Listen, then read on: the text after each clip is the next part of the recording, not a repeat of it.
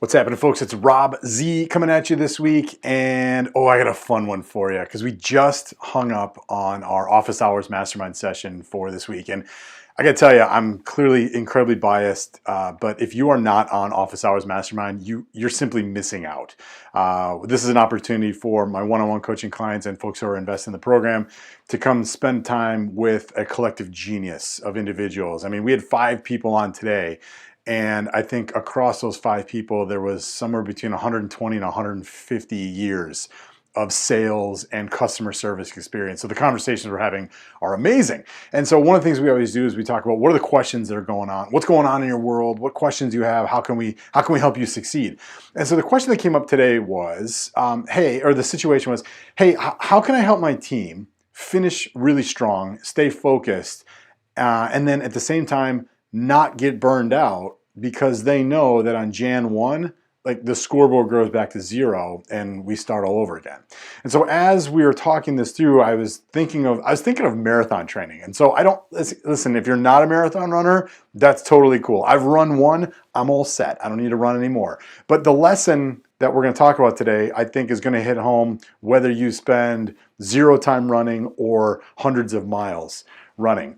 Basically, when it comes to running a marathon, most of you know this. If you don't, you've probably heard of this. At mile 20, you hit what's called the wall. And the wall is basically where your body, both physically and mentally, just literally like smacks into a wall, and you kind of get that thing where like, I'm done.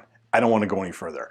And so they talk about this in training is you know that you're going to get to the wall at some point. It might be mile 18, it might be 19, it might be 20, 22, but somewhere between 18 to 22 miles in, your body and your mind just start to kind of like regress and not shut down, but it's really hard to focus on finishing the race. And so what you want to do is, this analogy is fantastic because as you're thinking about finishing 2021, and then getting to the point where you're still able to maintain momentum as we kick off 2022, I think there's a great lesson here. So number 1 is you got to make sure you got some milestones along the way.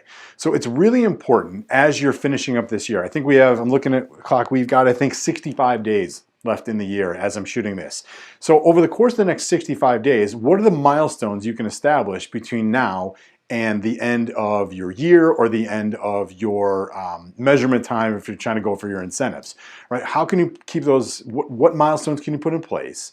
And more importantly, how can you effectively communicate those to your team? So for instance, when my buddies and I ran our marathon back in 2012, oh my God, it was years ago.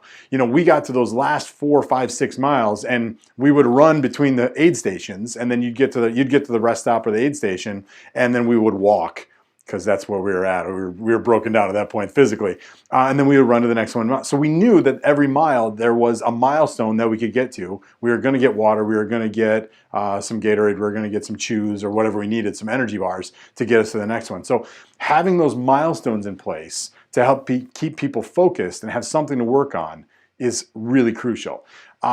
More importantly, then another thing you need to have is a cheerleader. One of the guys said, you know what? A lot of marathoners, they'll write their own name on their body. And the reason they do that is because there's a ton of people who come to watch marathons, and they're cheering for everybody. And when they know your name, it's really easy to go, hey, way to go, Rob, way to go, Tammy, come on, Lisa. It's way easier to cheer for people. And when you hear your name, there's actually 1 watt of electricity that fires in your brain every time you hear your name. So you literally get energized when you hear your name. So you need a cheerleader, right? Your team needs that cheerleading from you or from each other in order to help keep them on task and motivated to get through the end of the year. Now, here's the fun part. Is on December 31, there's no magic thing that happens on December 31 or Jan 1, right? That's just where fiscally a lot of people stop counting and start over. And so we were talking about this, and there's a phenomenon also that happens at the end of a marathon where you get done and you like take a second. Most people like take a second to like figure out what they just did and like realize what they just accomplished. You might get the medal put on. Sometimes they give you a little foil blanket to keep you warm. And then it's amazing because they always have a ton of people who stand at the finish line and they're going, okay, come on, come with me, come on. Because if they didn't, there's just this giant stack up of people at the finish line that are so mentally and physically exhausted that they physically don't know what to do. And the reason they have these people there is because life happens after the finish line. there's still stuff to do after the finish line, right? You got to go get your water. You got to go get a banana. Go get a beer if that's what you're down with. Like I know I was, right? And then at the end of the day, you got to walk to your car and get yourself home or to wherever you guys are meeting up after the race. Like there's still stuff to do after you cross the finish line, and take that approach with your team. Know that there's still stuff to do even after you accomplish your goals, after you achieve what you're looking to achieve. Like there is no giant reset button. Like be that person at the finish line going, hey, come on, but don't get stopped. Don't stop here. There's way more goodness over here.